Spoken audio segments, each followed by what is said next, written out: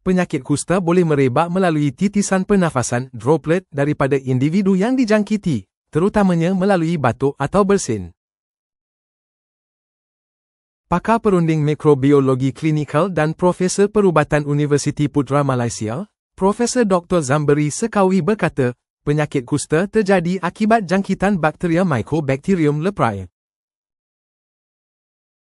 Menurutnya, bakteria terbabit menyebabkan kerosakan saraf serta lesi kulit yang progresif. Kerosakan saraf menyebabkan kehilangan deria rasa, terutama pada tangan dan kaki.